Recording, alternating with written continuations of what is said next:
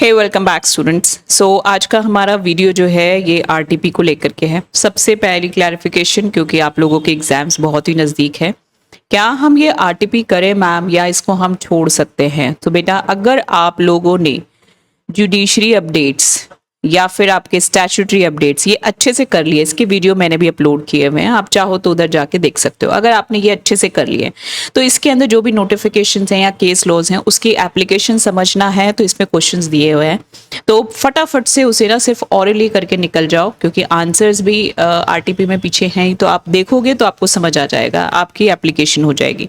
दूसरा, अगर हम कहें टोटल इनकम का क्वेश्चन है और एक दो क्वेश्चन और हैं, तो वो एज इट इज मैंने मई 2025 के लिए ना पास्ट 4 इयर्स के प्रीवियस ईयर जो क्वेश्चंस थे उसको सॉल्व किया हुआ है बकायदा से। ठीक है, वो सारी वीडियोस मेरे यूट्यूब चैनल पे ऑलरेडी अपलोडेड हैं।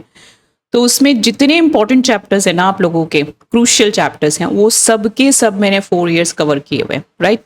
सो उसमें जाके टोटल इनकम के क्वेश्चंस कर लेना बस, तो आपका टोटल इनकम बिल्कुल एज इट इज मीन्स आप उसी को रिवाइज कर रहे हो, आपको ऐसा फीलिंग होगा। ठीक है, सो अगर ये सारी चीजें आपने की हैं, जो डेफिनेटली आपने की हैं, क्योंकि अटेम्प्ट इज वेरी क्लोज, आपने पूरा का पूरा डायरेक्ट टेक्स्ट पढ़ा है, प्रॉपर रिविजन्स की हैं, नोट्स बनाए हैं, और ये सब भी अगर सुन रहे हो तो फिर इस आरटीपी को आप सिर्फ और सिर्फ ऑरली करके निकल सकते हो। इसमें बिल्कुल भी ज़्यादा दिमाग लगाने वाली चीज़ नहीं है, क्वेश्चन बहुत ही सिंपल है। और एग्जामिनर का ऐसा कुछ मूड है कि ऐसा ही कुछ वो पेपर बनाना चाहता है, तो बल्ले बल्ले फिर ये अटेम्प्ट आपको मिस नहीं करना चाहिए, क्योंकि इसमें बहुत अच्छे स्कोर्स निकल के आएंगे। ठीक है, ये पहला केस सिनेरियो है। केस सिनेरियो 1 जो है ना, ये बेसिकली एक सुगम प्राइवेट लिमिटेड है जो मुंबई में एंगेज है in manufacturing of ceiling fans, और ये सीलिंग फैंस को क्या करती है, एक्सपोर्ट करती है। कहाँ पे? Various associates and other enterprises को वर्ल्ड वाइड। ठीक है, इनकम टैक्स असेसमेंट होती है for assessment year 22-23 was completed by making reference to TPO who enhances the arm length price of the international transaction by 855।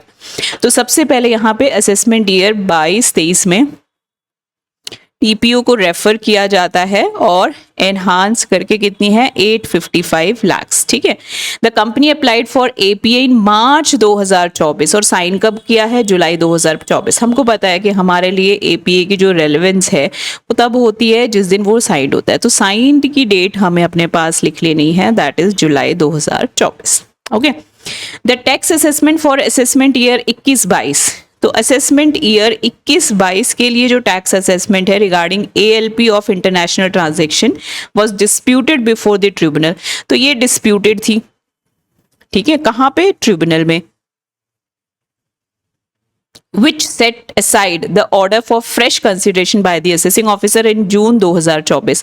तो इसको set aside करता है जून 2024 में। सेट असाइड करने का मतलब क्या होता है? उसने फाइनल कर दिया है क्या? यहाँ पे नहीं, फाइनल नहीं किया। उसने असेसिंग ऑफिसर से कहा है कि भाई इसको रिकंसीडर करो, दोबारा से देखो इसे। इसका मतलब ये अभी पेंडिंग की लिस्ट में है ना, इस पे अभी ये काम करेगा।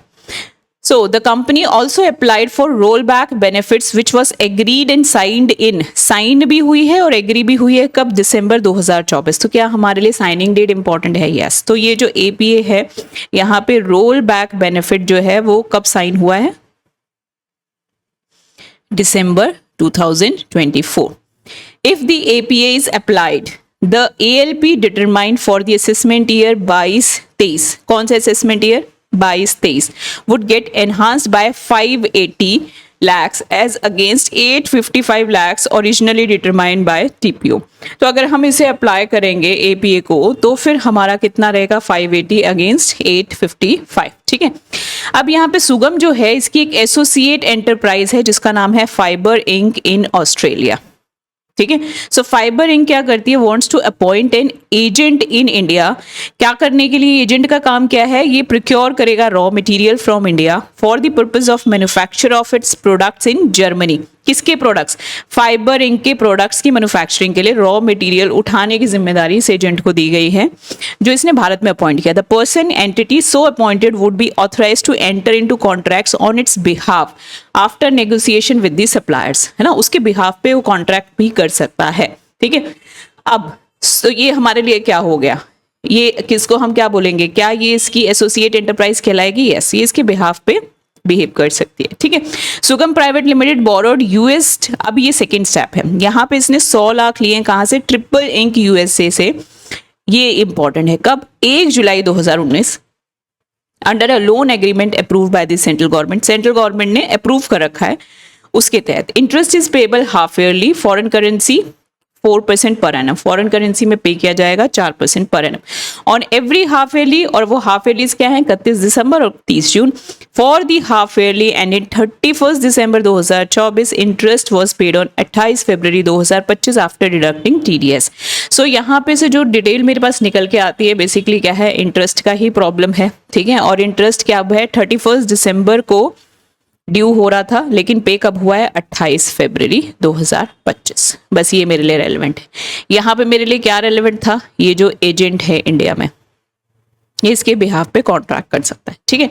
अब ये टीटी बाइंग रेट्स दिए, डेफिनेटली ये इंटरेस्ट की कैलकुलेशन के लिए है, तो इसने आपको कंफ्यूज करने के जितने इसके पास पॉसिबल तरीके थे वो सब इसने अपने ट्राई किए हैं, ठीक है। सारी डेट्स दे दी हैं कि भाई तुम एक जगह भी कंफ्यूज हो तो मैं अभी चेक कर लूंगा, ठीक है।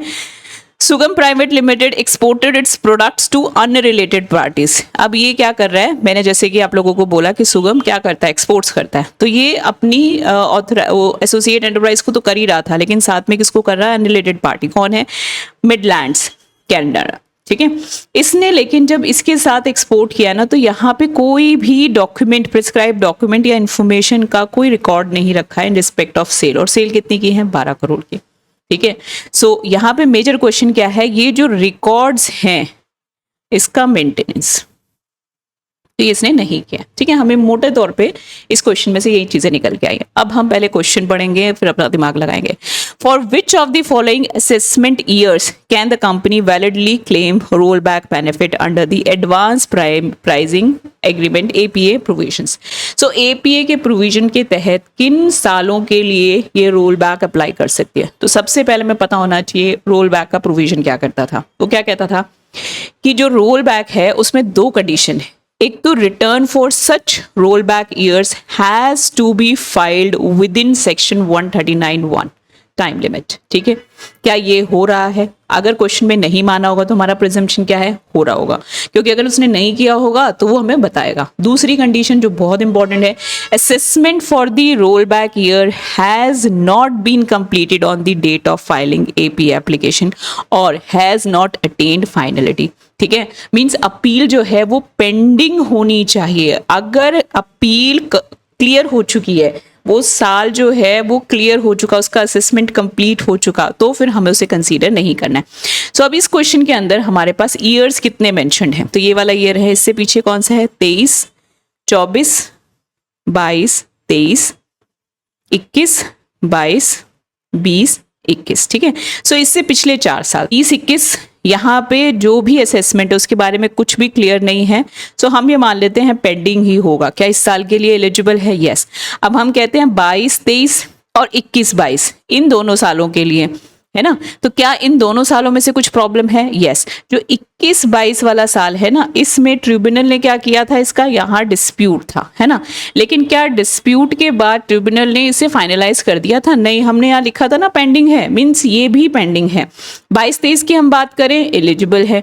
23-24 की अगर हम बात करें तो क्या वो होता है? ये भी एलिजिबल है। इसका मतलब क्या ये चारों साल एलिजिबल हैं? यस। तो देखो इन सारे सिचुएशन में से 20, 21, 22, 23, 24, 25 ये कहाँ है? एक कंडीशन, ठीक है। तो answer is a. What is the time limit for filing the modified return for income in respect of rollback years?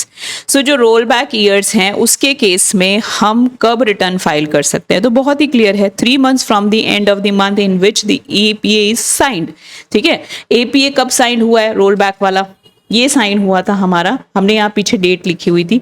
What was that date? That was signed on December 24. So यहाँ से 3 महीने लगाओ, ठीक है। क्या क्या हुए? जनवरी, फरवरी, मार्च, ठीक है। मार्च आगे 25, ठीक है। तो देखो जरा यहाँ पे कौन सा क्वेश्चन है जो हमें बोलता है। तो ये कह रहा है with in 3 months from the end of the month in which the original APA was signed. Original sign हुआ था दैट इज 30 अक्टूबर। तो 30 अक्टूबर आ रहा है क्या? नहीं, ये डेट गलत है। With in 3 months from the end of the month in which the roll back agreement was signed that is 31 March 2025। क्या हमारा भी यही आंसर आ रहा था? यस, हमारा भी यही आ रहा था, है ना। इसी दिन है, 3 महीने के अंदर। तो इसके बाद थर्ड ऑप्शन और फोर्थ ऑप्शन मुझे देखने की जरूरत है क्या? नहीं, मुझे आंसर मिल गया। 2 आंसर तो हो नहीं सकते ना, मुझे आगे अपना टाइम सेव करना है। ठीक है, अब ये वाले जो क्वेश्चंस होते हैं ना, जैसे थर्ड वाला है, ये बहुत दिमाग खराब करते हैं, क्योंकि इतनी लंबी लंबी क्वेश्चन होती है और हर एक को चेक करना है, क्योंकि बताना है कौन सी स्टेटमेंट ट्रू है ना। Which of the following statement is correct regarding the adjustment of arm length price for assessment year 22-23 based on the APA and TPO's original determination? तो इनमें से कौन सी स्टेटमेंट है जो सही है? सबसे पहले कह रहा है एपी एडजस्टमेंट 850 लाइफ की has to be made for assessment year 22-23 as adjustment based on APA resulted in reducing the total income of the company compare to TPO. ठीक है, सो क्या ये पॉसिबल है? The answer is no. इससे आगे हमें line पढ़ने की जरूरत नहीं है। This means this is a wrong statement. ALP adjustment of 580 lakhs has to be made for assessment year 22-23 even though it is less than TPO's original adjustment, this since it does not reduce total income। ठीक है, ये नहीं कर रहा, तो क्या ये सही है? हमारा यही सही है। तो क्या हमको आगे पढ़ने की जरूरत है? वैसे तो कायदे से हमें आंसर सही मिल जाता है, तो हम नहीं पढ़ते हैं ताकि हम अपना टाइम सेव कर लें। ठीक है, fourth, how much is the amount of tax deductible at source by Sugam Private Limited on interest paid to triple on 28 फरवरी? 28 फरवरी को वो कितना इंटरेस्ट पे करेगा? लो कि उसने यहाँ पे जो लोन अमाउंट थी 100 लाख, ठीक है, रेट क्या था? 4%। ठीक है, सो 100 लाख इंटू 4% कितना है ये? Per annum. हमने कब देना है? 6 महीने में, तो हाफ हो गया। कितना आ गया? इसे कर लो सॉल्व, ये आ गया 2 lakhs। ठीक है, अब बात हुई कि मुझे इसे कन्वर्जन करना है इंडियन रुपीस में। तो इंडियन रुपीस को कन्वर्ट करते वक्त मुझे क्या करना होता है? टीडीएस के प्रोविजंस क्या कहते हैं कि टीडीएस जो है ये डिडक्ट होगा on the basis of credit और payment whichever is earlier. ठीक है, सो इसका ड्यू कब हो रहा था? 31 दिसंबर 2024 को। पेमेंट कब हुई है? 28 फरवरी। दोनों में से अर्लियर कौन सा है? 31 दिसंबर। हम इसी दिन मान लेंगे इसने बुक्स में क्रेडिट कर दिया है। ठीक है, प्रिजम्पशन हमेशा हमें फेवर में करनी होती है। तो यहाँ पे अगर हम इस डेट को देखेंगे तो इस डेट का रेट क्या है? 31 दिसंबर 2024, इट्स 72 रुपीज़। ठीक है, इसको 72 रुपीज़ से हम मल्टीप्लाई करेंगे। ठीक है, अब जो अमाउंट आती है वो आती है 1,44,00,000। ठीक है, क्या ये 1 करोड़ से ज्यादा है? यस, ये 1 करोड़ से ज्यादा है। अगर ज्यादा है तो फिर यहाँ पे सरचार्ज लगेगा कितना? 2%। और उसके अलावा इसके अंदर क्या हेल्थ एजुकेशन सेस भी लगेगा? यस, वो कितना लगेगा? 4%। तो ये सब आप कैलकुलेट करेंगे तो this comes out a figure which is 7,63,776। Question number 5 को देखिए, in which of the following instances business connection would not get establish for Fiber Inc? Business connection कब एस्टैब्लिश नहीं होगा? ओपनिंग अ ब्रांच भाई हो जाएगा क्या? यस, तो ये भी गलत स्टेटमेंट है। ओपनिंग अ लाइजिंग ऑफिसर क्या हो जाएगा? यस, ये स्टेटमेंट भी गलत है। Appointing Mr X an agent in Kolkata for interacting with potential customer for promoting the company's product. Mr X act as an agent in India for several other companies which are not related in any manner to. तो क्या not related है? तो यहाँ पे relationship नहीं बनाएगा। तो हमारे हिसाब से तो यहाँ पे आंसर सी है। अच्छा, next, how much would be the quantum of penalty leviable on Sugam private limited for failure to keep maintain record? ठीक है, हम इसने पेनल्टी की वैल्यूएशन भी देंगे। तो पहला क्वेश्चन ये होगा, क्या पेनल्टी अट्रैक्ट होगी? अगर पेनल्टी अट्रैक्ट होगी तो फिर कितनी होगी? तो पहला क्वेश्चन क्या है कि होगी या नहीं होगी? तो सेक्शन कौन सा था? सेक्शन था 271AA1। वो क्या कहता था कि आपका यहाँ पे पेनल्टी अट्रैक्ट होगी only in respect of failure relating to international transaction और स्पेसिफाइड डोमेस्टिक ट्रांजैक्शन। इस गिवन केस में जो सेल है मिडलैंड को कनाडा को is an export to an unrelated party. ठीक है, हेंस क्या आउटसाइड हो जाएगा ये स्कोप 92B और 92D के उस स्कोप से ये बाहर है। तो उस सिचुएशन में यहाँ पे कोई भी पेनल्टी अट्रैक्ट नहीं होती। The answer is D. ठीक है, अभी जो केस सिनेरियो 2 है ये पूरी तरीके से कंपाउंड इनको इन्होंने चेप दिया है और हो सकता है उसके क्वेश्चन से ही पॉइंट सारे उठा लियो। सबसे पहले क्या कह रहा है? टाइमली पेमेंट लिमिटेड इंगेज है किसमें? मैन्युफैक्चरिंग और डिस्ट्रीब्यूशन ऑफ एक तो घड़ियां और एक क्लॉक एंड वॉचेस, ठीक है। It has committed multiple offences, एक ऑफेंस नहीं है इसका, बहुत सारे ऑफेंसेस हैं लेकिन डिफरेंट फाइनेंशियल ईयर्स के हैं। और जो डिटेल है एप्लीकेशन की वो इसने हमें यहाँ नीचे टेबल फॉर्म में दे दिया है। अगर ये आप लोगों को बहुत कंफ्यूज करना चाहेगा तो इसको थ्योरेटिकल फॉर्म में लिख के देगा ताकि डिकोड करते रहो कि कहाँ से मैंने क्या गड़बड़ छोड़ दी, क्या पॉइंट छोड़ दिया, ठीक है। आप ये सारे ईयर्स को अगर ध्यान से देखोगे ना, एक बार के लिए रजिस्टर कर लो। पीछे वाले में तो मैंने लिखा था 10 जनवरी 2021 कंपाउंड हो गया, 22 कंपाउंडेड, ठीक है, 23 रिजेक्टेड, 24 पेंडिंग। अब रिजेक्शन में हमने क्या चेक करना था, हमने तब भी पढ़ा था मेरिट्स पे तो रिजेक्टेड नहीं है। So compounding application for offence under section 276B for financial year 16-17 rejected due to non payment of tax, तो मेरिट्स में नहीं है, तो मतलब कंपाउंडिंग के लिए अप्लाई कर सकता है, बिल्कुल कर सकता है। यहाँ पे ये पेंडिंग है, application filed for offence 276CC for financial year 1920 not dispose of till, ये अभी तक भी पेंडिंग चल रही है, ठीक है, इसका कुछ नहीं हुआ अभी तक। उसके बाद ये 15/11/2024 को कंसोलिडेटेड एप्लीकेशन दे देता है, फ्रेश एप्लीकेशन फाइल करता है कवरिंग ऑफेंसेस ऑफ 276B, ये वाली कौन सी थी, ये वाली, फॉर फाइनेंशियल ईयर 16-17, इसको कवर करते हुए, ठीक है। चलिए जी, offence under section 276C1 for financial year 21-22 के लिए जो इसका था वो वाले ऑफेंस को कवर करते हुए भी जो यहाँ पे था, ठीक है। उसके बाद ये ऑफेंस अंडर सेक्शन 275A, ठीक है, तो यहाँ पे 275A का कोई भी जिक्र नहीं है, 276B के ऑफेंसेस हैं, 276C के ऑफेंसेस हैं, है ना। ये फिर अगेन 270B का है, ये 276C का है, ठीक है, ये 276B का है। तो यहाँ पे 275A जो है ये फर्स्ट टाइम ही कोई ऑफेंस है जिसको इसने कंपाउंडिंग में डायरेक्ट डाला है, ठीक है। उसके बाद 18/12/2024 कोई नई एप्लीकेशन डाल रहा है, और कौन सी ऑफेंस के लिए, 276B for financial year 22-23, prosecution initiated on 10/8/2023। इस केस में ना इसका प्रोसिक्यूशन इनिशिएट हो चुका है, ठीक है। अब मान लो प्रोसिक्यूशन इनिशिएट हुआ 10/8/2023 को, तो हमको क्या करना होता है, हमको जो एप्लीकेशन लगानी है वो 12 महीने के अंदर लगानी है। ये कब होता है, 10/8/2024, लेकिन इसने कब किया है, 18/12/2024, तो क्या ये 12 महीने के बाद है, यस। तो यहाँ पे जो भी इसको पेनल्टी पड़ेगी वो तो पड़ेगी, इसको 50% एक्स्ट्रा भी देना पड़ेगा, ये याद रखना। अदर जो रेलिवेंट फैक्ट्स हैं वो क्या है, all due including tax interest penalty have been made before filing, ये इसका जरूरी था, अदरवाइज क्या होता है, इसकी एप्लीकेशन ही रिजेक्ट हो जाती। The applicant has filed necessary undertaking and agree to withdraw, ये भी कंपल्सरी है कि आप कोई भी अगर अदरवाइज कहीं आपका केस है आप उसे विड्रॉ करोगे और आप अंडरटेकिंग दोगे कि भाई मैं सब पे करूंगा जो कुछ भी अब बिल फटेंगे, है ना। कंपाउंडिंग एप्लीकेशन फीस कितनी है, 50,000 और 25,000 वर पेड फॉर कंसोलिडेटेड के लिए 50,000 दिए इसने, और सिंगल एप्लीकेशन के लिए 25,000 दिए हैं। The company has delayed in depositing the tax at source for the first quarter for financial year 24। ऐसे डिफॉल्ट ही है ना, मतलब इतना सबसे जो पीछे के कुकरम है वो खत्म नहीं हुए हैं, आगे फिर से शुरू हो गए।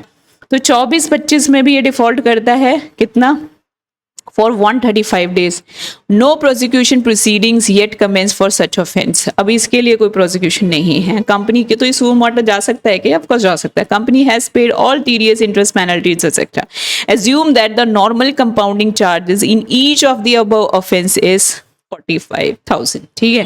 कितना है नॉर्मल कंपाउंडिंग इज 45,000। तो as per the guidelines of compounding of offences, how will the application dated 20/7/2024 जो पेंडिंग है 17/10/2024 भी ट्रीटेड। अच्छा, ये क्यों मेंशन किया है इन्होंने 17/10/2024, कितने लोगों को याद है, ठीक है, क्योंकि जो रिवाइज गाइडलाइंस हैं ये इस डेट को आई है ना, तो 17 ऑनवर्ड्स अप्लाई करती हैं। तो इससे पीछे वाली एप्लीकेशंस का क्या होने वाला था, तो ये वही पूछ रहा है कि तुमने अच्छे से पढ़ा था कि नहीं, हाँ, है ना, स्टैट्यूटरी अपडेट्स को अच्छे से पढ़ा था कि नहीं पढ़ा था, अभी पता चल जाएगा।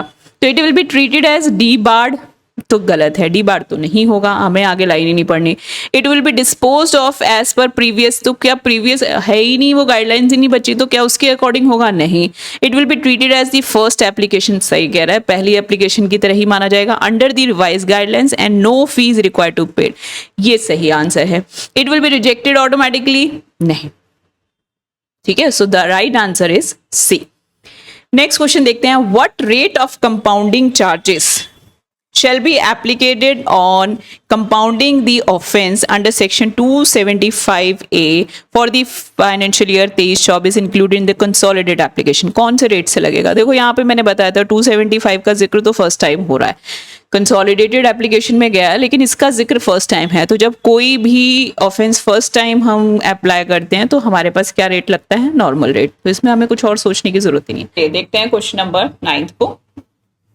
तो यहाँ पे what rate of compounding charges shall be applicable on compounding the offence under section 276B for financial year 16-17 included in the consolidated application. ठीक है, सो अर्लियर इस एप्लीकेशन को, सेम ऑफेंस को 276B को इसने कितनी बार किया है? तो यहाँ पे देखो, सबसे पहले ना ये यहाँ पे एक बार रिजेक्ट हुआ है।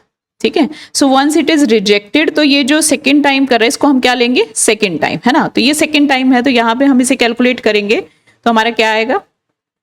1.2 टाइम्स। ठीक है, What would be the compounding charges for application filed on 18/12/2024 for offense 276B for financial year 22-23? अब ये 22-23 के लिए हमसे पूछ रहा है। तो देखो नॉर्मल रेट जो है कंपाउंडिंग का वो क्या है, इसने हमें क्वेश्चन में दिया है कि ये आपका 45,000 है। ठीक है, तो हम 45,000 यहाँ कैलकुलेशन के लिए यूज करेंगे। अब हमको ये जानना है कि 276B का जो कंपाउंडिंग है वो कितनी बार हो चुकी है, नहीं हो चुकी। तो एक बार तो 2015-16 में अगर हम देखें तो यहाँ पे ये हो चुका है ना, और क्लियर हो चुका, ये पेंडिंग में नहीं है।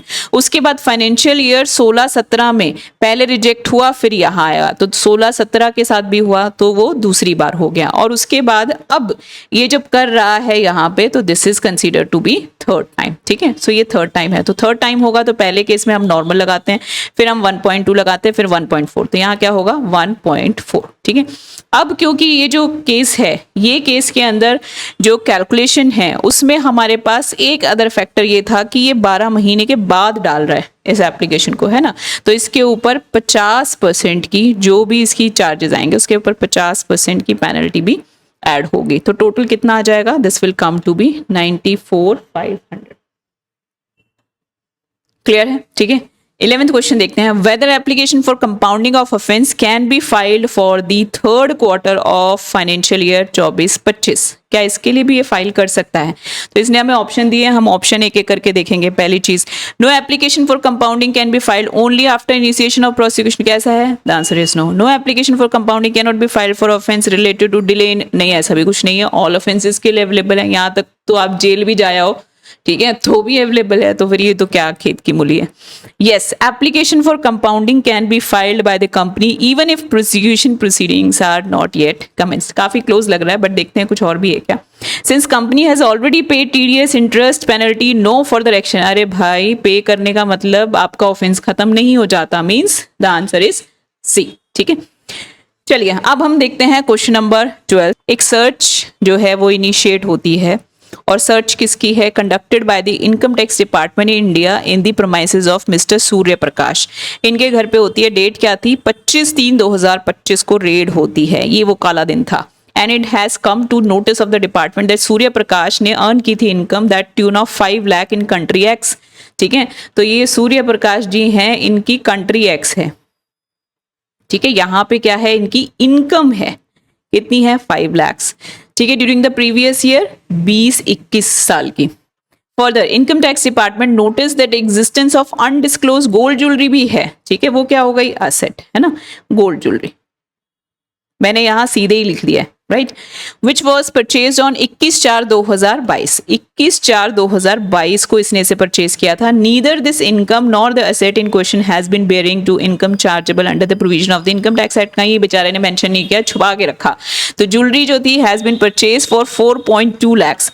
इसने खरीदी थी 4.2 lakhs की। ठीक है, 2022 की बात है। तो इसकी जो वैल्यूएशन आई है, रिपोर्टर्स ने, जो वैल्यूअर ने रिपोर्ट किया है, इसकी valuation is 5.2 lakh on 1/4/2024 and 5.3 lakhs on 25/3/2025। ठीक है, ये वो डेट है जिस दिन की सर्च हुआ। और ये कौन सी डेट है? जिस ईयर में सर्च हुआ उसके 1 अप्रैल को। ठीक है, मैंने इसको बिल्कुल कंसोलिडेट करके लिख दिया ताकि आप कंफ्यूज ना हो। तो दो तरीके की चीजें थी, एक तो इनकम थी 5 लाख, उसमें क्या हमें कोई मार्केट वैल्यू देखनी होती नहीं, कैश तो कैश ही होता है, ठीक है। उसके अलावा असेट थी, असेट के केस में होता है yes there is in fluctuation, ठीक है। तो दो तरीके की चीजें हैं, हमने वो देखा, ठीक है। Which of the following statement is correct with reference to the taxability of impunged items in the hands of mister Surya Prakash in India under the black money undisclosed foreign income and assets and imposition of income tax, imposition of taxation act 2015, BM act भी बोलते हैं हम इसको, ठीक है। अब इसने हमें सिचुएशंस दी हैं। सिचुएशन क्या है? Both undisclosed income and undisclosed asset would be taxed in the previous year 24-25। ये कौन सा प्रीवियस ईयर है? जिस साल में ये सर्च हुई है, ये कौन सा साल है? 24-25 प्रीवियस ईयर, ठीक है। तो वो कह रहा है जिस साल में सर्च हुआ है ना, इसकी इनकम और एसेट दोनों की दोनों उसी साल में टैक्स होंगी। ये तो गलत है, ठीक है।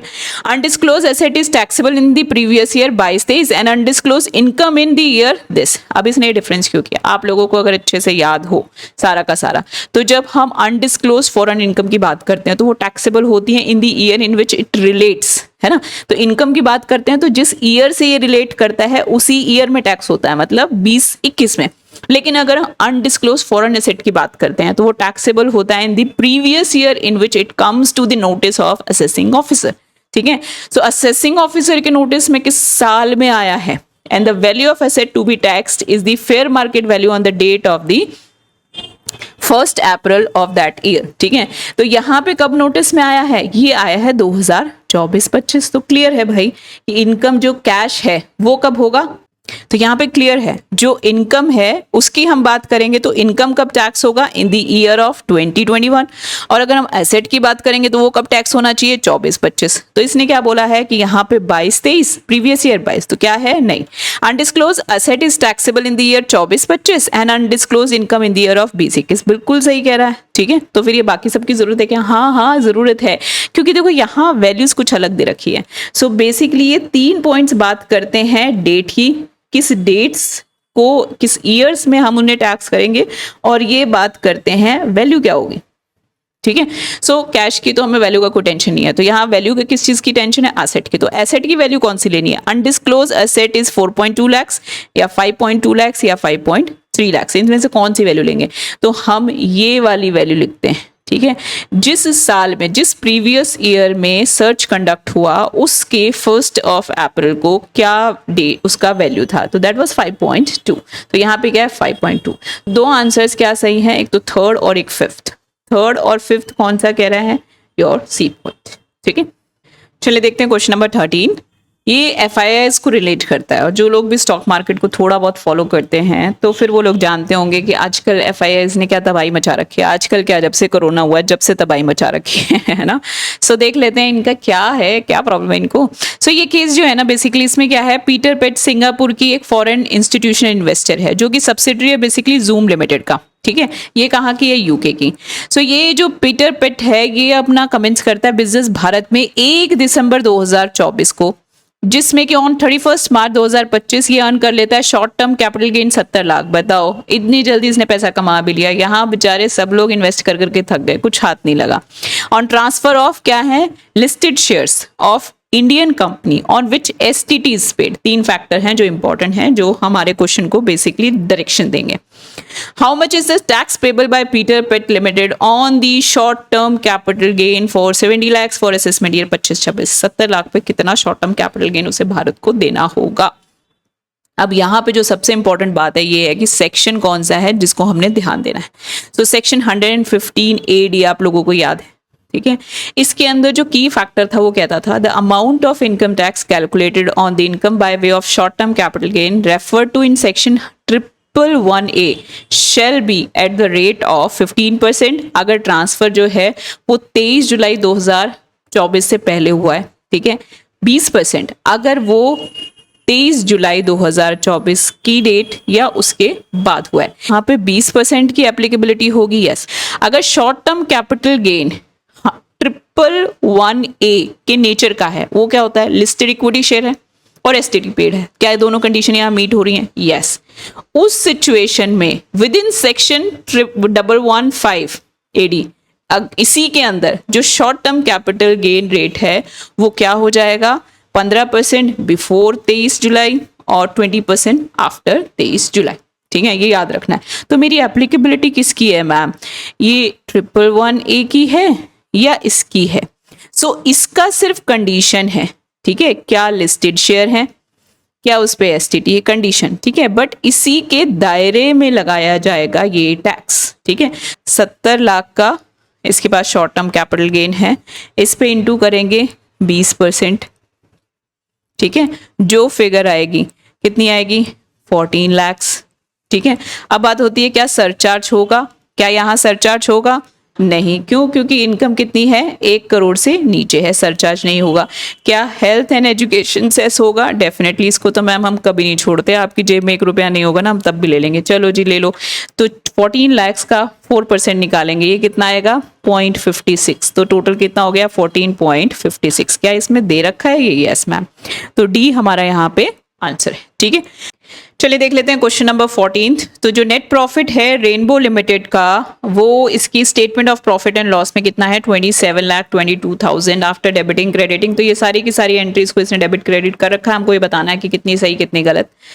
उसके अंदर अदर इन्फॉर्मेशन दे रखी है, इस अदर इन्फॉर्मेशन के अंदर हमको बताना है कि भाई ये पर्टिकुलर एडजस्टमेंट अब होंगी या नहीं होगी, बट ये ऑलरेडी इंपैक्टेड नहीं है इस पीएनएल के लिए। तो ये क्वेश्चन हमने इतने सारे कर रखे हैं, तो ये हमारा सिर्फ और सिर्फ रिवीजन है, राइट, इसमें कुछ भी नया सीखने वाला नहीं है। तो सबसे पहले हम पीएनएल बनाते हैं, तो क्या लिखते हैं, profit and gains of business and profession कितना है 27,22,000 हम लिख देंगे, और अब इसके अंदर एडजस्टमेंट करेंगे। पहली adjustment, payment of interest on money borrowed bank से for purchase of land, land खरीदने के लिए लिया, और जो लैंड था was meant for construction of a factory building and for which approval for local authority. Factory की बिल्डिंग बना रही थी जिसके लिए अभी भी लोकल अथॉरिटी से जो आपने अप्रूवल लेना था पेंडिंग पड़ा है 31 मार्च को, मतलब कि आपका साल क्लोज हो गया, आपने कुछ इफेक्टिवली किया नहीं है। अगर आप ऐसा नहीं करते हो तो फिर ये जो 2 लाख का एक्सपेंस है, क्या आपको सेक्शन 36 में अवेलेबल होगा, नहीं, वो तभी होता है if asset is put to use. तो इसको क्या करना होगा, कैपिटलाइज। तो क्या यहाँ पे होगा, नहीं, इसको हम क्या कर देंगे, एड बैक, ठीक है। आप लोग अपने आंसर्स खोल सकते हो, सामने जो आंसर्स दे रखे हैं इंस्टीट्यूट ने वो सामने रख लो, तो आप लोगों को बस पॉइंट समझने होंगे, ठीक है। कमीशन ऑफ 1 लाख पे की इन month of February 2025 on which tax was deducted in February 2025 itself. Commission of 1,25,000 paid in the month of March. तो पहली तो यहाँ तक है, ठीक है, इसने कमीशन जो है 1 लाख की पे की और टीडीएस डिडक्ट किया। तो इस सिनेरियो में क्या होगा, 1 लाख फरवरी 2025 का था, टीडीएस भी इसने डिडक्ट कर लिया, फरवरी में डिपॉजिट भी कर दिया 28/9/2025 को। तो क्या अलाउ हो जाएगा, यस, 40 के अराउंड ये अलाउ हो जाएगा। अब दूसरी सिचुएशन में क्या है, 1,25,000 का पे किया है मंथ ऑफ मार्च 2025 और इस पे जो टीडीएस डिडक्ट किया है मई 2025, और वो कब पे किया है गवर्नमेंट को, 28/9/2025, ठीक है। तो ये तो बिल्कुल ये सब आगे इसने वो पार कर दिए हैं, राइट। तो इस सिचुएशन में क्या होगा, 1,25,000 जो मार्च 2025 के हैं जिसको कि तुमने डिपॉजिट नेक्स्ट प्रीवियस ईयर में किया है, अलाउ होगा, the answer is no, it will be disallowed for this previous year. अब यहाँ पे क्या करना है, क्या पूरा का पूरा फिगर डिसअलाउ हो जाएगा, नहीं, इसका 30%, ठीक है। ये कब अलाउ होगा, जब जिस साल में, मतलब कि नेक्स्ट ईयर है जहां पे आपने टीडीएस एक्चुअली गवर्नमेंट को डिपॉजिट किया, तब आप इसका क्लेम ले सकते हो। तो यहाँ पे सिर्फ 30% को हम डिसअलाउ कर देंगे। Travelling expense of 90,000 on a foreign tour of a director for negotiating collaborations with a foreign manufacturer for initiating of new line of business, ठीक है, इंटायरली एक नए बिजनेस के लिए ट्रिप पे गया है, पैसे कहाँ चढ़ा दिए यहाँ पे, तो क्या कर सकता है, नहीं, 37(1) में ये डिसअलाउड है, क्योंकि हमें सिर्फ वो एक्सपेंसेस मिल सकते हैं जो Holi and exclusively for the existing business होता है। तो ये वापस से क्या हो जाएंगे, एड बैक, ठीक है। As part of the restructure of its debts, the company has converted arrears of interest 3 lakhs, ये arrears थे, इसको convert करके इसने क्या बना दिया है, on term loan into a new term loan with a revised repayment schedule, ठीक है। Company has paid 50,000 towards such funded interest during the year, 3 lakh is debited to statement of profit। इसने इस पूरे को ही expense consider कर दिया कि भाई मैंने से लोन बना लिया, तुम मान लोगे पे। ये कुछ सुना सा क्वेश्चन है ना, पास्ट ईयर्स में हमने इसकी कितनी एंट्रीज की हैं, बाप रे बाप। तो 43B कहते हैं भाई इंटरेस्ट सिर्फ तभी अलाउ होता है एक्चुअल पेमेंट बेसिस पे। तो तुमने सिर्फ और सिर्फ उसे कन्वर्ट कर दिया तो वो एक्चुअल पेमेंट नहीं लिया जाता है। यहाँ पेमेंट कितनी की हुई है, 50,000 की, बस उसी का मिलेगा। बाकी जो फिगर होगी उसको हम क्या कर देंगे, एड बैक, डिसअलाउ हो गया वो। चलिए ठीक है। अब नेक्स्ट EPBX, तो EPBX and mobile phone exclusively use for business purpose, purchase कब किया था, during the year. Depreciation amounting to ₹18 lakh was claimed at 40%, treating them as in computer. उसको कंप्यूटर मानते हुए उसने ट्रीट कर लिया था। ठीक है, और उसके ऊपर क्या डेप्रिसिएशन लगाया है 40% का। तो इनकम टैक्स रूल क्या कहता है, वो कहता है EPBX does not qualify as an computers, है ना। ये सेम पॉइंट हम लोगों ने पास्ट ईयर्स में भी देखा है, ईपीबीएक्स को लेके ही एडजस्टमेंट थी तब भी। तो करेक्ट रेट क्या होगा 40%, नहीं मैम 15%। तो यहाँ रेट क्या होना चाहिए 15%, लेकिन इसने कितना चार्ज कर रखा है 40%। तो 40% में से 15% अलाउ होना चाहिए, तो बाकी लेस करके कितना बच गया हमारे पास 25%। तो यहाँ पे हम क्या करेंगे, जो टोटल डेप्रिसिएशन की फिगर कंप्यूटेड है उसमें 25% निकालेंगे और वो जो होगा वो हमारा डिसअलाउ हो जाएगा। तो उसे ऐड बैक कर देंगे, क्या फिगर आई कैलकुलेट कर लो। वैसे तो आपके सामने आंसर रखा है ना, तो आप देख ही सकते हो। Next 5 lakh being contribution to S wholly on subsidiary company for construction of a school for the benefit of its employee। अपने एम्प्लॉयज़ के बेनिफिट के लिए इसने एक स्कूल बनाया है, तो क्या ये एक्सपेंस इसको क्लेमेबल है, क्या ये मिलेगा इसे? बिल्कुल मिलेगा मैम, स्कूल के अपने ही एम्प्लॉयज़ के लिए काम कर रहा है। तो यहाँ पे इस स्कूल का जो भी बेनिफिट है वो एम्प्लॉयज़ को मिलना है, इसलिए ये 37(1) में डिडक्शन के लिए अवेलेबल होता है। ठीक है, अब next dividend received from P limited on 10,000 equity shares of 10 each purchase at 10 per share on 10th। देखा 10 10 10 10 कितना फेवरेट चल रहा है, ठीक है। तो हम भी 10 को याद रखेंगे। The rate of dividend declare is 100%, पूरा ही दे दिया भाई साहब, बहुत अच्छी। कौन सी कंपनी, इसमें तो हम भी इन्वेस्ट करना चाहते हैं। The record date being 10th December 2024, the shares were sold on 15/3/2025 at 130 per share. Long term capital gain कितना है 3 lakh. Is credited in statement of profit and loss fair market value of such shares on. देखो सबसे पहले तो क्या है, ये PNL को क्रेडिट होना चाहिए था क्या। इसके अंदर ना बेसिकली देखो, एक तो यहाँ पे डिविडेंड तुम्हारा कितना आया, तो डिविडेंड कितना है 10,000 इक्विटी शेयर्स है इंटू 10 each, तो कितना हो गया 1 लाख। ठीक है, डिविडेंड कितना दिया 100%, तो 1 लाख का 100% मतलब 1 लाख का डिविडेंड है। ठीक है, ये तो डिविडेंड रिसीव किया है इसने, तो इसने कहीं ना कहीं से अपनी इनकम माना हुआ है ना। तो क्या ये इनकम में आना चाहिए था, नहीं मैम ये अदर सोर्सेज की इनकम है। तो फिर वहां क्या हुआ होगा ऐड, तो यहाँ पे से क्या कर दो लेस। ठीक है, इसे डिसअलाउ कर दो। फिर ये 3 लाख वाला जो है ये क्या है, एक तरीके से लॉन्ग टर्म कैपिटल गेन से क्या यहाँ पे क्रेडिट होने चाहिए थे, नहीं होने चाहिए थे, तो यहाँ से इसे लेस कर दो। ठीक है, फिर हम आगे बाइफ्रिकेट कर लेंगे इसे। अब उसके बाद है provision for gratuity based on actuarial basis. ठीक है, कितना है 6 लाख। और डेबिट की है statement of profit and loss. Actual gratuity पे कितनी की गई है, यहाँ पे 1,50,000 की एक्चुअल पे की गई है। ठीक है, सो हमारे पास यहाँ कौन सा सेक्शन है, इफेक्टिव सेक्शन 40A(7), जो बात करता है कि जब भी हम कोई प्रोविजनिंग बनाते हैं तो उसका हमको कोई लेना देना नहीं है, हम एक्चुअल पेमेंट बेसिस पे यहाँ पे से अलाउ करेंगे।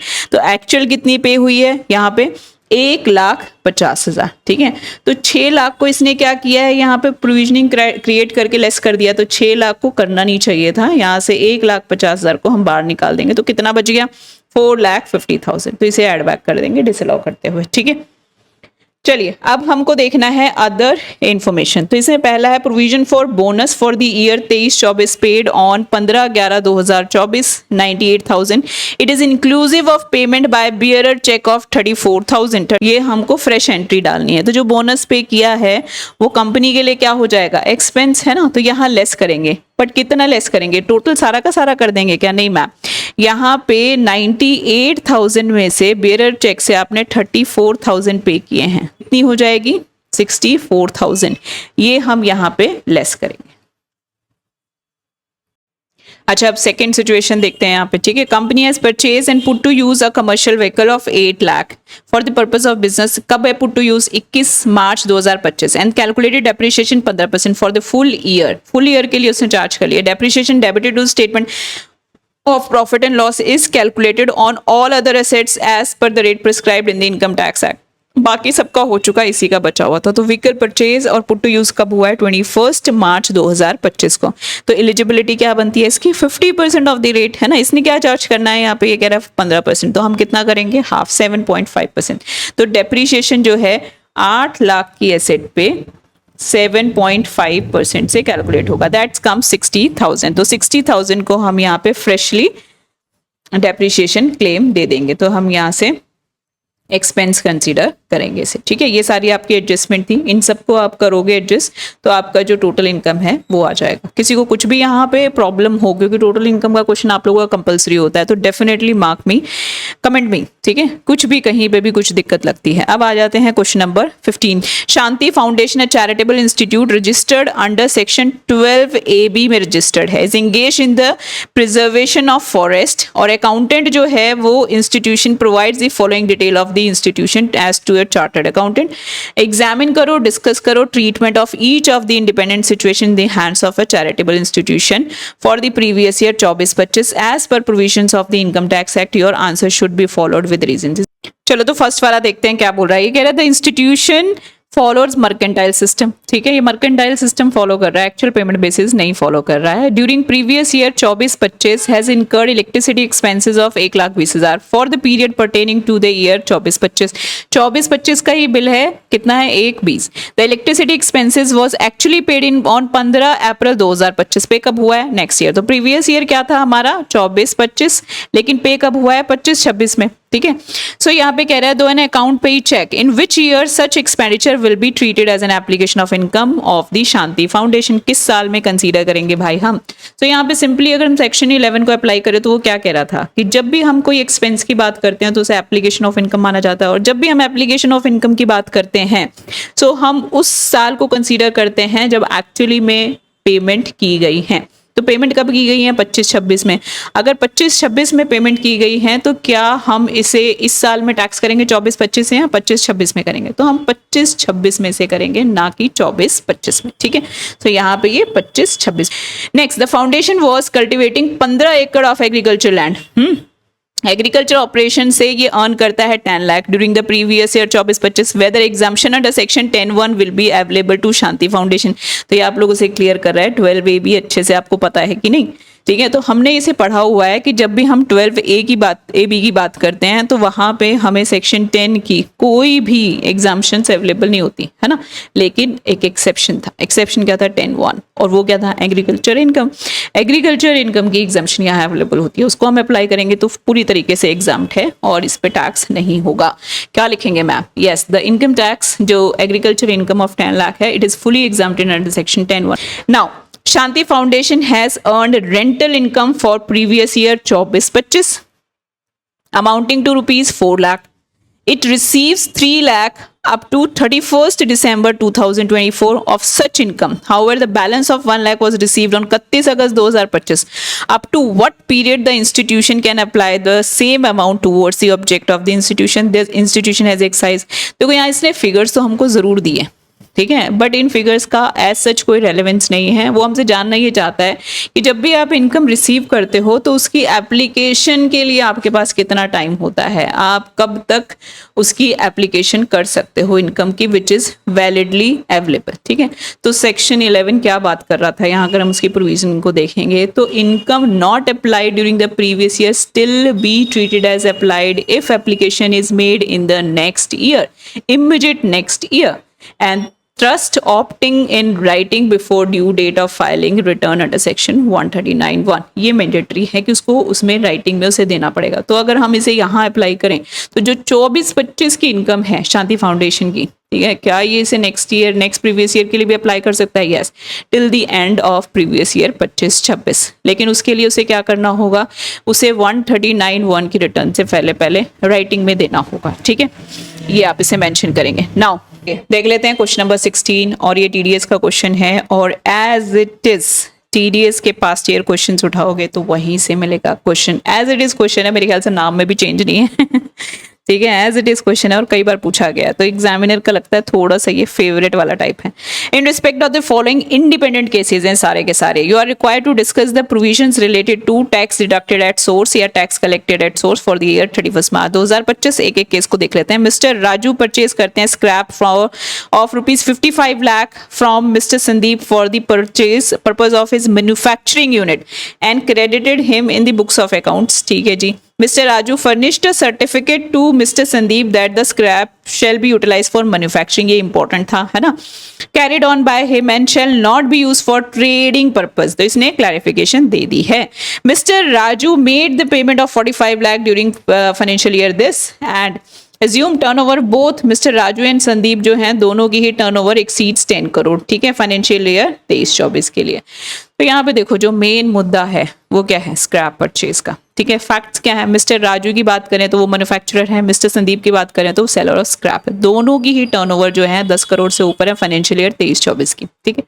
स्क्रैप की परचेज 50 लाख की वैल्यू से ऊपर है, ठीक है, इट इज 55 lakhs। तो यहाँ पे एप्लीकेबल प्रोविजंस दो हैं, दो में जंग है, और शायद मैंने जब इसे कराया था तब भी मैंने सेम चीज ही बोली थी, ठीक है। यहाँ दो की जंग है, 206C1H और 206C1। तो दोनों में से कौन सा अप्लाई करेगा, कौन सा नहीं करेगा। तो 206C1 की अगर हम बात करें तो TCS on sale of scrap 1% if not use for manufacturing, ठीक है। 206C1H TCS on sale of good अगर 50 लाख से ऊपर है in aggregate in a year तो वो 0.1% by seller whose turnover exceeds 10 crore. क्या 10 करोड़ से एक्सीड कर रही है, यस, तो कितना हो जाएगा 0.1%, ठीक है। सेक्शन 206C1 को अगर हम देखें यहाँ पे तो वो अप्लाई करेगा वहाँ जहाँ बायर डिक्लेयर कर देता है कि मैन्युफैक्चरिंग जो है उसी के लिए यूज होगा, ठीक है, क्योंकि इधर सर्टिफिकेट दिया है तो ये अट्रैक्ट नहीं होता है ना। तो बच गया कौन सा, 206C1H। उसकी एक बार फटाफट से कंडीशंस देख लेते हैं, ठीक है। सेलर की टर्नओवर क्या 10 करोड़ से ऊपर है, यस। अमाउंट रिसीव क्या 50 लाख से ऊपर है, 55 लाख है, ठीक है। बायर जो है वो लाइबल है क्या TDS डिडक्ट करने के लिए इस परचेज पे, द आंसर इज यस। तो यहाँ पे जो सेलर है mister Sandeep liable to collect TCS at the rate 0.1% on कितना, पूरा 50 लाख नहीं मैम, एक्सेस 50 लाख से जितना ऊपर है। तो 50 लाख से कितना ऊपर है, 55 lakh minus 50 lakh is equal to 5 lakh. तो यहाँ पे अगर हम इसे कैलकुलेट करेंगे तो this figure comes out 500। Clear to everyone. चलिए नेक्स्ट देखते हैं 2। Mister Rajat took a loan of 12 lakhs from his employer Josh Private Limited, an Indian domestic manufacturing company, for sponsoring studies of his daughter in Australia. ये भी repeat question as it is. Out of the said loan, he remitted 9,75,000 towards the fees to university in Australia for his daughter education on 1/10/2024. The remittance were made through the same authorized dealer under the liberalization remittance scheme of RBI, ठीक है। इसमें क्या कर रहा है, basically overseas remittance है बेटी की एजुकेशन के लिए, ठीक है। क्या फिगर है, 9,75,000।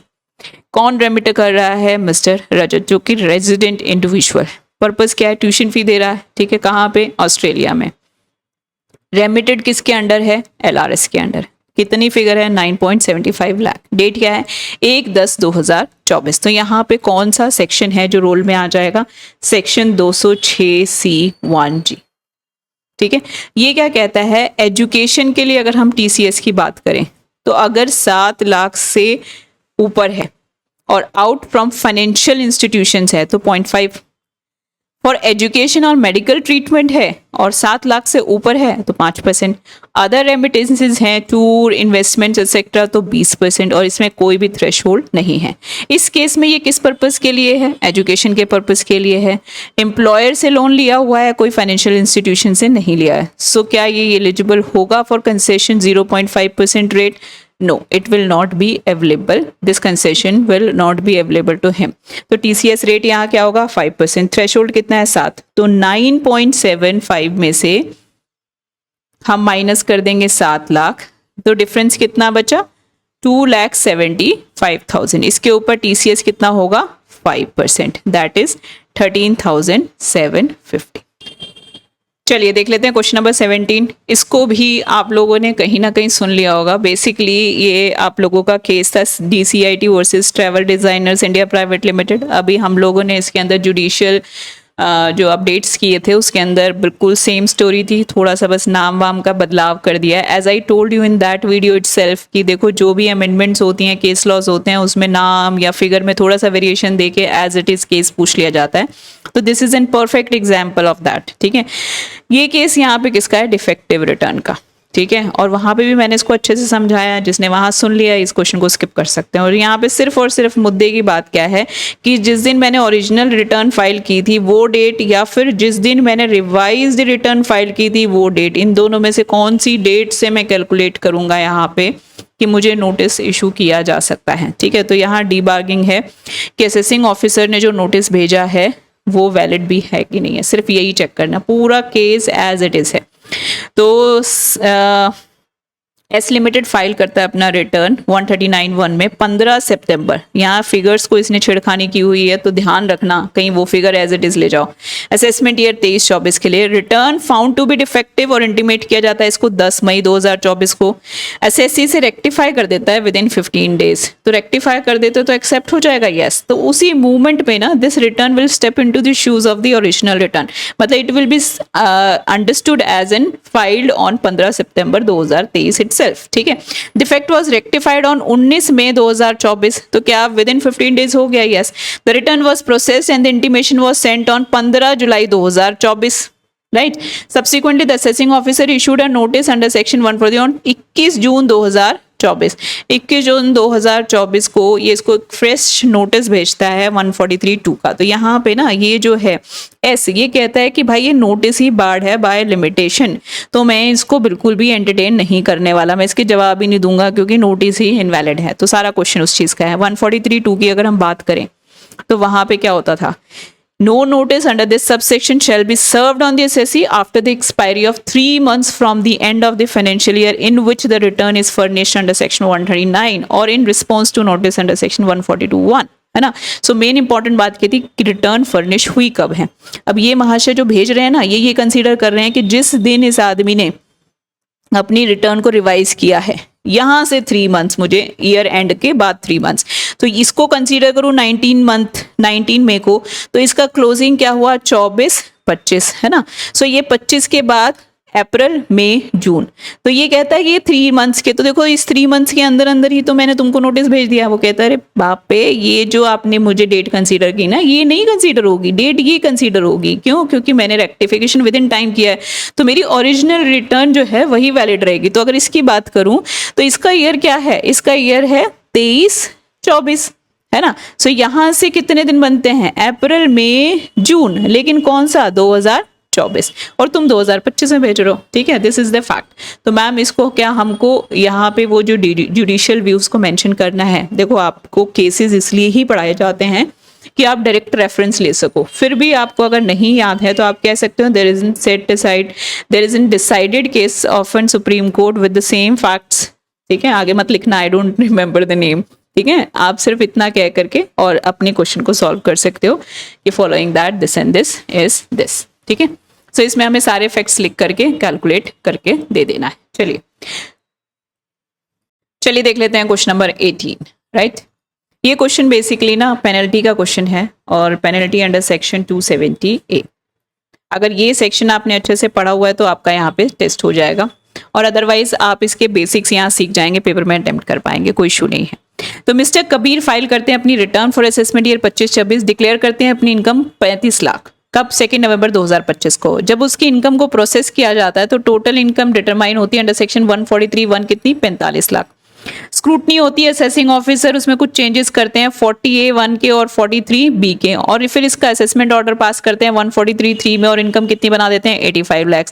लेटर ऑन असेसिंग ऑफिसर फिर देखता है कि भाई यहाँ कुछ गड़बड़ है, एस्केप असेसमेंट दिख रहा है मुझे, तो यहाँ पे ये इशू करता है नोटिस रीअसेसमेंट का, और फिर से अंडर सेक्शन 148 और फिर से इनकी इनकम को रीअसेस करता है अंडर सेक्शन 147, कितना? 1,05,00,000। ये कह रहा है कि भाई तुझसे ही सब कमा लेना है मुझे। कंसीडर करो none of the addition or disallowance made in the assessment or reassessment as above qualifies under section 270A(6), इसमें क्वालिफाई नहीं करता। कंप्यूट करो amount of penalty to be levied, हमको इसमें कंप्यूट करनी है। ठीक है, at the time of assessment, इस टाइम पे भी और इस टाइम पे भी, मतलब हमको 2 टाइम पे पेनल्टीज 270A की कंप्यूट करनी है, 143(3) में भी और 147 में भी। अब ये कह रहा है ज्यूम करो under reporting of income is not on account of miss reporting. ऐसा इसने मुझे क्यों बोला है? क्या ऐसा क्या बदल जाता?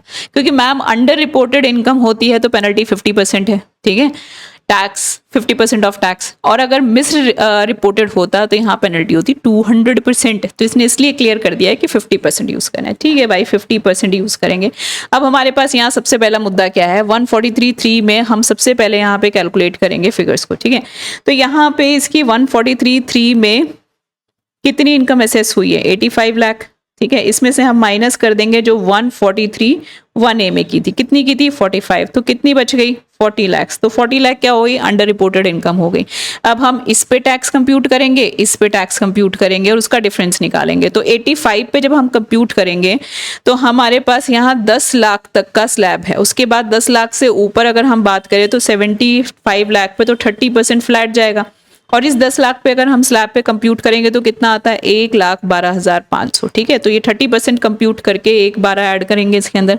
ठीक है, क्या इस पे सरचार्ज लगेगा यहाँ पे? यस, 50 लाख से ऊपर और 1 करोड़ से नीचे के केस में कितना होता है यहाँ पे 10% सरचार्ज। ठीक है, और हेल्थ एजुकेशन सेस लगेगा क्या? मैम वो तो मरता भी देगा, उसका तो कोई ऑप्शन ही नहीं है हमारे पास। तो 4% वो भी लगेगा, 10% ये भी लगेगा, तो 10% प्लस 4% सारा कैलकुलेट करेंगे तो हमारे पास यहाँ फिगर क्या आती है 27,02700।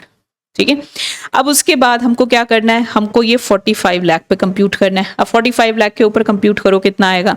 तो सबसे पहले मैम जो पहले 10 लाख है उसके ऊपर तो वही है सेम 1,12,500। ठीक है, बाकी कितना बच गया 35 लाख, उसके ऊपर फ्लैट 30% है। क्या यहाँ सरचार्ज ऐड होगा? द आंसर इज नो, क्योंकि मैम 50 लाख से नीचे है तो सरचार्ज नहीं होगा, प्लस 4% HEC होगा। ठीक है, अब इसमें से 27 में से हम ये जो कैलकुलेशन आएगी उसको कर देंगे माइनस। तो हमारे पास जो टैक्स आ रहा है वो आया 14,93,700। इसकी पेनल्टी कितनी पड़ेगी 50%। तो इसका 50% निकाल लेंगे, दैट इज 7,46,850। ये क्या हो जाएगा इस केस में पेनल्टी हो जाएगी। ठीक है, इसके बाद सेम बेसिस पे हम इसका निकालेंगे अंडर सेक्शन 147। इस केस में जो टोटल इनकम असेस हुई है वो कितनी है 1,05,00,000। ठीक है, टोटल इनकम असेस जो 143(3) में हुई थी वो क्या है 85 लाख। तो दोनों का हम डिफरेंस निकालेंगे तो कितना आया 20 लाख। अब 1,05,00,000 के ऊपर हम जब टैक्स कंप्यूट करेंगे तो पहले 10 लाख के ऊपर 1,12,500। ठीक है, डिफरेंस कितना बना 95 लाख, उसके ऊपर 30% फ्लैट। यहाँ पे क्या सरचार्ज लगेगा? यस, लेकिन यहाँ सरचार्ज क्या 10% लगेगा? The answer is no. यहाँ पे सरचार्ज लगेगा कितना 15%, क्योंकि 1 करोड़ से ऊपर है। ठीक है, क्या हेल्थ एजुकेशन सेस लगेगा? यस 4%। इसमें से हम माइनस करेंगे 85 का। 85 की कैलकुलेशन क्या होगी? एज इट इज सेम जो हमने इससे पहले की थी, वहीं से उठा के आप उसको वर्किंग नोट में कर लो और वर्किंग नोट का ही रेफरेंस ऊपर भी दे देना, वर्किंग नोट का ही रेफरेंस नीचे भी दे देना, तो आपको डबल इसे कंप्यूट करने की जरूरत नहीं पड़ेगी। अब दोनों ही टैक्सेस को हम लेस करेंगे तो हमारे पास जो फिगर आएगी उसका 50% यहाँ पे इसे पेनल्टी देना होगा। I hope this question is clear to everyone. चलिए देख लेते हैं क्वेश्चन नंबर 19। एक बार मैं इरेज कर दूं, मैंने सारा क्वेश्चन नंबर 19 की जगह भी ले लिया है। ठीक है, चलिए। Diamond Lux BV is a foreign company incorporated in Belgium. It is engaged in diamond mining. देखो ये पढ़ते ही आपको समझ आ जाना चाहिए ये कहाँ से उठ करके आया स्टैट्यूटरी अपडेटेड से। ठीक है, अभी आपने देखा था कि इससे रिलेटेड हमारे पास सेफ हार्बर रूल्स दिए गए हैं, है ना। वो डायमंड माइनिंग से रिलेटेड ही जो भी फॉरेन कंपनीज हैं उसके रिगार्ड में ही है, स्पेसिफिक है बिल्कुल। तो वो नोटिफिकेशन अगर आपने बहुत अच्छे से पढ़ा है तो ये क्वेश्चन आप कर जाएंगे। And trading of raw diamonds, it sells raw diamonds globally during the previous year 24-25। It sold raw diamonds to Indian buyers in specified notified zones in Surat, Gujarat for 100 crore and exhibition was taken place in special. देखो यहाँ पे ना words को आपने ध्यान देना है। Exhibition was taken place in SEZ in Surat, Gujarat for display of uncut and assorted diamond. Diamond Lux BV has income of 10 crores from activity of display. Display से आया उसको, ठीक है ना। Uncut and assorted diamond in that exhibition. Diamond BV wants to exercise the option to apply for safe. वो safe harbor rules को apply करना चाहता है इस particular ट्रांजेक्शन के लिए। It wants to declare profit of 3 crore का प्रॉफिट वो दिखाना चाहता है। Trading of raw diamonds to India buyer and profit of 2 crore from display. Display से 2 करोड़ और 3 करोड़ ट्रेडिंग से इन स्पेशल नोटिफाइड जोन्स। ठीक है, whether diamond Lux BV is eligible to opt for the safe harbour rule, if yes can it declare a profit of 3 crore and 2 crore from trading of raw diamonds to Indian buyers and from display of diamond respectively under safe harbour rule. ठीक है, सबसे पहली बात, इसने 3 हिस्सों में 3 question मुझसे पूछे। सबसे पहली चीज इसने पूछी है, क्या डायमंड लक्स बीवी एलिजिबल है सेफ हार्बर रूल के लिए? द आंसर इज यस, क्योंकि उसके लिए क्या कंडीशंस होती थी, फॉरेन कंपनी जो डायमंड की माइनिंग में एंगेज्ड हो वो क्वालिफाई करती, एलिजिबल है ना। सो क्या वो रॉ डायमंड्स में ही काम कर रही है? तो यस वो भी है। क्या वो नोटिफाइड है SNZ में? तो वो भी सही है। क्या वो सेलिंग करती है रॉ डायमंड्स को? वो भी सही है। तो ये सब चीज़ों को क्वालिफाई करती है, तो वो सेफ हार्बर रूल्स के लिए अप्लाई कर सकता है। अब दूसरा क्वेश्चन पूछता है कि जो डिस्प्ले ऑफ डायमंड्स हैं उससे जो उसको इनकम आई थी कितनी थी? 2 करोड़ की। क्या उसके लिए वो सेफ हार्बर अप्लाई कर सकती है? क्या उसके लिए वो सेफ हार्बर को अप्लाई करेगी? तो यहाँ पे सबसे पहली चीज क्या है, डिस्प्ले अगर वो करता है तो क्या वो एलिजिबल बिजनेस है? द आंसर इज नो, क्योंकि वहां पे क्या था, सेलिंग, है ना। तो ये कवर नहीं हो रहा था नोटिफिकेशन के लिए। तो mayor display does not constitute a taxable business presence in India, hence not taxable in India, not deemed accrual under section 9। अगर ऐसा नहीं है तो क्या सेफ हार्बर के लिए एलिजिबल होगा? The answer is no. Conclude क्या करेंगे हम इसे कि 2 crore from display activity can not be declared under safe harbour and not taxable in India. अब थर्ड सबसे इंपॉर्टेंट केस, क्या डायमंड लक्स बीवी डिक्लेयर कर सकता है 3% प्रॉफिट? मतलब उसने यहाँ पे कितना किया है, 3 करोड़। हमारे पास कंडीशन क्या थी, 4% की। तो सेक्शन क्या कहता था, जो नोटिफिकेशन थी, कि जहां पे भी एलिजिबल एसएससी डिक्लेयर करता है 4% और more of gross received as profit and gains of the eligible business, वो चार्जेबल होगा under PGBP, such transfer price shall be accepted. और यहाँ पे कितना है, 3%। तो क्या यहाँ एक्सेप्ट होगा? नहीं, इट इज लेस देन 4%। तो यहाँ पे safe harbour rules option valid नहीं है। ठीक है, तो income tax authority will not accept the transfer pricing declare. ठीक है, ये तीनों चीजों को, कंडीशन को हमें एक एक करके मेंशन करना होगा और आगे हमें इसके ऊपर एप्लीकेबिलिटी करके बतानी होगी जो सेफ हार्बर रूल्स के जो भी रूल्स थे। ठीक है, चलिए तो देख लेते हैं क्वेश्चन नंबर 20। लास्ट क्वेश्चन है और बहुत छोटा सा क्वेश्चन है। जो क्वेश्चन इतने फैले हुए होते हैं ना बेसिकली आपके क्वेश्चन पेपर में, तो समझो उसके आंसर्स बहुत ही शॉर्ट एंड सिंपल हैं। ठीक है, सो इसमें क्या है, कनिका टंडन है, एक पॉपुलर इंडियन पॉप सिंगर है। She has a business interest in country X और Y as well. She is a resident in India for the assessment year 25-26। ये क्वेश्चन अगेन रिपीट हो रहा है आपके पास्ट ईयर क्वेश्चन से। ठीक है, फिगर्स में लिटिल चेंज है, 1-2 एडजस्टमेंट ऐड की हुई है। Detail of income earn by miss Kanika Tandon from India as well as country X, country Y which India does not have any DTA during the previous year। बहुत अच्छी बात है, question कितना simplify हो जाता है अगर कुछ भी नहीं है तो।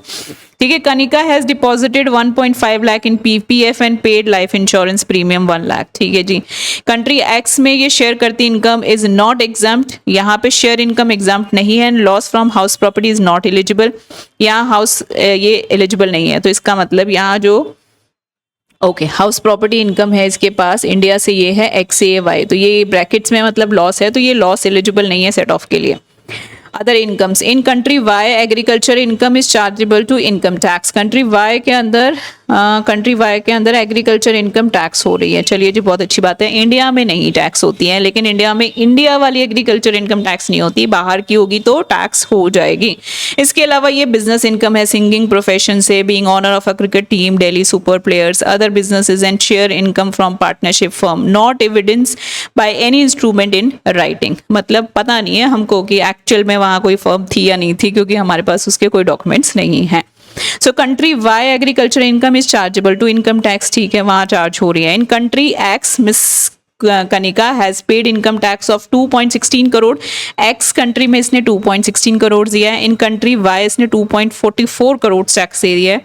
Total income earn in those countries. Compute करेंगे net tax liability of miss Kanika for the assessment year 25-26। Assume करेंगे she is paying tax under the default tax regime. और डिफॉल्ट क्या है, अंडर सेक्शन जिसमें कि 115 BAC। तो इसमें क्या हमको कोई भी किसी तरीके की डिडक्शन मिलती है अंडर 80C से 80U तक के लिए।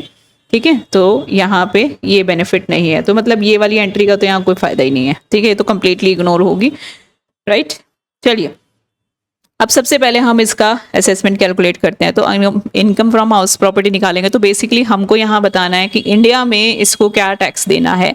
तो जो टैक्स ये दूसरी कंट्रीज में दे आई उसका बेनिफिट इसे मिलेगा क्या? यस, इंडिया में जब हम टैक्स करेंगे तो इंडिया के इनकम टैक्स को फॉलो करेंगे या बाहर वालों को फॉलो करेंगे? इंडिया के फॉलो करेंगे मैम। ठीक है, सो हाउस प्रॉपर्टी की इनकम 4.3 है और हमारे ही SSC की ये लॉस भी है, तो इंडिया में सेट ऑफ अलाउ होता है, तो हम इस सेट ऑफ को देंगे। तो 4.3 में से 1.3 लेस होगा और जो बाकी बचेगा वो income from house tax property होगी फॉर इंडियन टैक्सेशन पर्पस। ठीक है, बिजनेस इनकम जो है यहाँ से हम 9, 5.5 इसे टोटल करेंगे, ये आ जाएगा हमारा 14.50। यहाँ पे हम करेंगे 7.2, 4.8, ये आ जाएगा 11, 12। ठीक है, यहाँ पे हम करेंगे 4.9। ठीक है, तो इसकी बिजनेस इनकम क्या हो जाएगी, यहाँ से 14.50, ठीक है, यहाँ से 12 और यहाँ से 4.9। ठीक है, इनके नाम वाम आप सारे लिख लीजिएगा अलग से, राइट। उसके बाद है एग्रीकल्चर इनकम की बात, जो कि यहाँ पे इंडिया वाली जो होती है वो एग्जम्प्ट होती है, लेकिन ये टैक्स होगा, तो 1.2 यहाँ पे टैक्स हो जाएगा। अब सबसे पहले हमने करना है ग्रॉस टोटल इनकम, इन सबको ऐड कर देंगे तो हमारी आ जाएगी ग्रॉस टोटल इनकम। इन सबको ऐड करने के बाद हमारी ग्रॉस टोटल इनकम आती है 35,60,000। क्लियर है। अब क्या इसमें से कोई डिडक्शन मिलेगी? नहीं मैम, डिडक्शन नहीं मिल सकती ना, क्योंकि ये डिफॉल्ट टैक्स रिजिम को फॉलो कर रही है, तो ये एज इट इज इसकी टोटल इनकम हो जाएगी। ठीक है, ये टोटल इनकम है तो हमें इसे टैक्स कंप्यूट करना है। अब टैक्स कंप्यूट करते वक्त एक इशू है जिसका हमें ध्यान रखना है।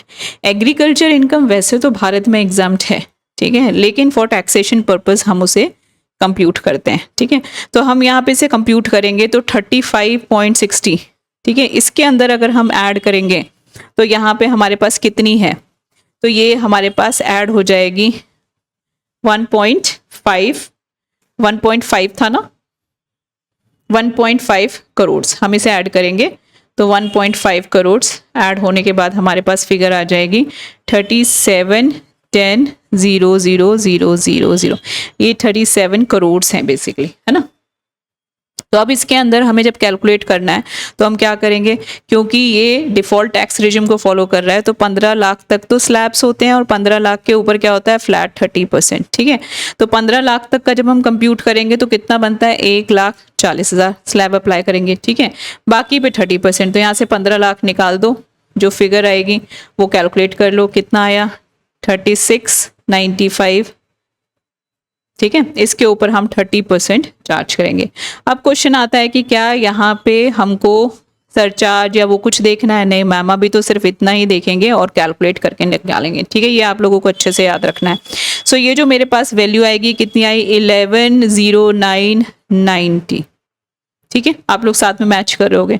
अब स्टेप 2 में मुझको क्या करना है, मुझको जो उसकी एग्रीकल्चर इनकम है उसके अंदर जो मिनिमम एग्जाम्पशन लिमिट है वो ऐड करनी है। तो कितनी थी यहाँ पे इसकी एग्रीकल्चर इनकम, 1,50,00,000।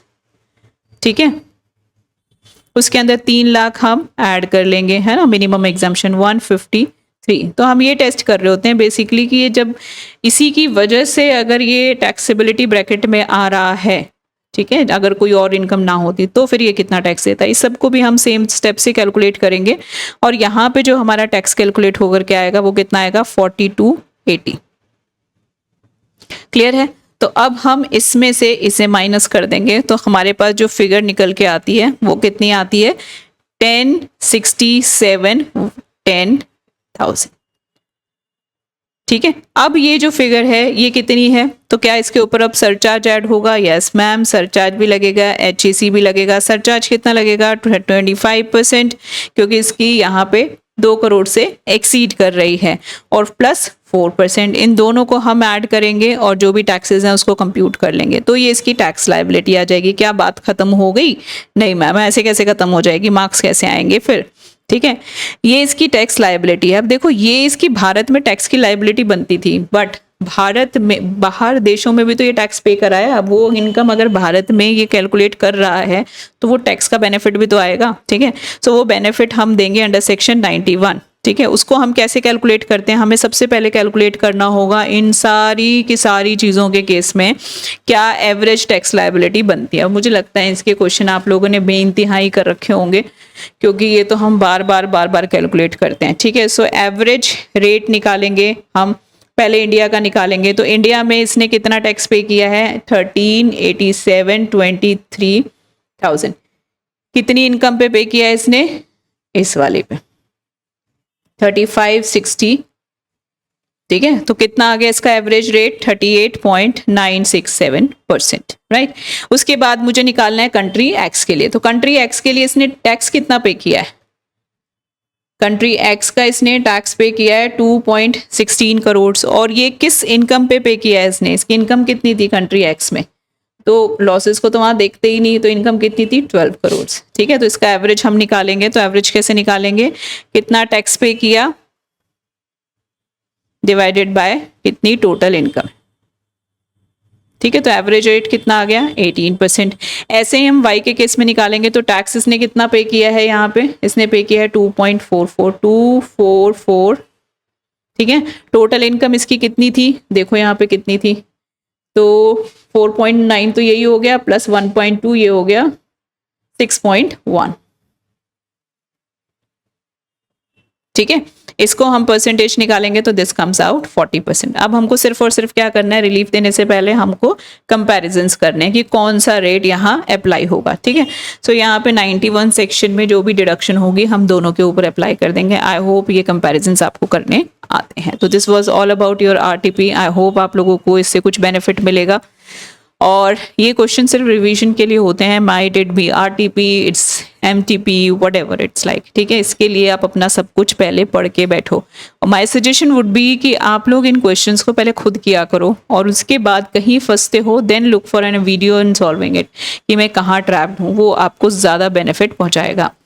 इसके साथ एक अनाउंसमेंट कि within this week I am going to put the guess paper. ठीक है, लास्ट टाइम भी मैंने गेस्ट पेपर डाला था और बहुत ही ओवरवेलमिंग रिस्पांस था। बच्चे इनफैक्ट काफ़ी और सब्जेक्ट्स के लिए भी मुझसे गेस्ट पेपर की डिमांड कर रहे थे। Sorry for the time limitation, मैं नहीं दे पाई थी। This time I will definitely try, but income tax का तो for sure I will come up, right.